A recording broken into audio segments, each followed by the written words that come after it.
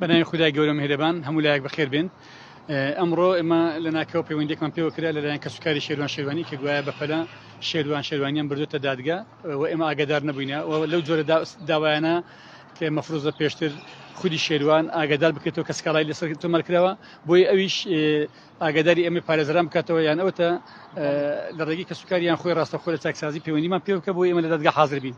ئێمە بەپەلەپەل گەیشتینە دادگای دەشتی هەولێر لە کەسنزان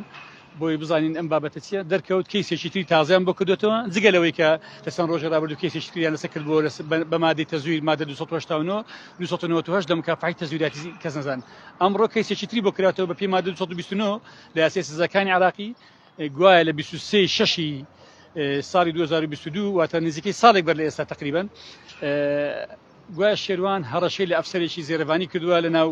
چاکسازی گەورانی هەولێر و ئەو ئەفسەرە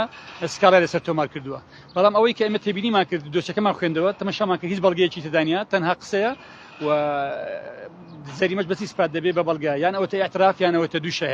شاهد نییە. ئاعترافیش شێروان یەک گوتەی نەدابوو لە بەرەوەی وتبووی من بەبێ مەحامیەکانە قسە ناکەم و منیش پێشتر ئاگادار نەکرامەتەوە لە ناکەوە بەیانی زوو منیان ڕاپێچاوە بۆ دادگا ئەوەی هەیە ئەوەندەیە و هەموو لایەک بەخێربێن سەرچاو. ئەو داوای ئەگەر لەسەری ئەوە بیتن ئەویش تۆمەتەکەی چی دەبێت ئەگەر ئەمە لەسەری دەستان بێتەوە خۆی ئەمە جونحە بەڵام ئەمەش حکومەکەی طبعا لە 3 مانگ بۆ 5 ساڵ دەبێت تەزویریش حکومەکەی لە 5 ساڵ بۆ 15 ساڵە بەڵام ئەگەر لەسەری ئیسپات بێ بەڵام تا ئێستا هیچ بەڵگەیەک لەسەری نییە. ئینشاءالله ئێمە لەگەڵ تیمی پارێزەران لە ئەمەدە باشی داینە لە بەرگریکردن و ئینشاءالله وە دەکەین کە ئەم داوایانە ڕەت بکرێتەوە. ئەو تەزویری کە باز دەکرێت لەناو زیندان بەحسا کردوێتی بە قسەی ئەوان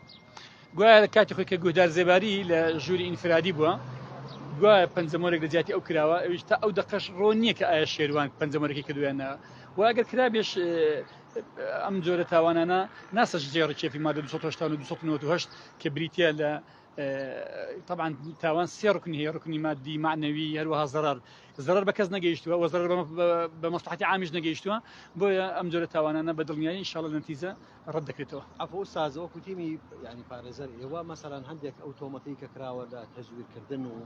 لەناو سژن ناکرابێت چۆن ئێوە یعنی مەسەلەن ئەو دەلایلانە چییە ئەو بەڵگانە چیە کە خسبێتیان بەردەستی ئێوە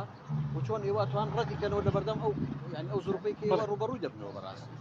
پرسیارەکە جوانە خۆی ئەوان دوو یادداشتیان واژوو کرد و پەنجەمۆر کردووە. یەکیان ئەو کاتێک کە داوای وەزعیان لە ناو چاکسازی گەورانی هەولێر زۆر خراپ بوو داوای گواستنەوەیان کرد بۆ چاکسازی گەورانی سلێمانی لەبەر مافەکانیان پارێزراو نەبوو. ئەوی دیکە داوای ئازادکردنی بە مەرجیان کردێ کەواتە هەردووچی لە بەرژەوەندی گوهدار بوو ئەگەر پەنجەمۆریش کرابێ بەڵام تا ئەو دەقش دەرنەکەوتووە لەبەرەوەی جوابی ئەدلێ جینایی ناتێتەوە کە بڵێ ئەو پەنجەمۆری شێروانە بەڵام شێروانیان متهم کردو بۆ مۆزوع بابەتەکەش تەنها ئەوەندەی سیاسیە بوو ئەوەیە شێروان ئێمە ئیفراشەتیمان بۆ تەقدیم کردووە ئەگەر ئیفراشەتەکەی جێبەجێ بکرێ لە هەفتەی داهاتوو شێروان ئازاد دەکرێت ئینشاءالله ئەگەر ڕەت کرایەوە خوا نەخواستە ئەو کاتە لە مانجینەوە بە حەقی خۆی ئازاد دەکرێت هەدەفەکە لەوەیە ئەگەر مانجینەوەش ئازاد بکرێت دوو تۆمەتێ بۆ حاضرکردن ئازادی نەکات. بەخێر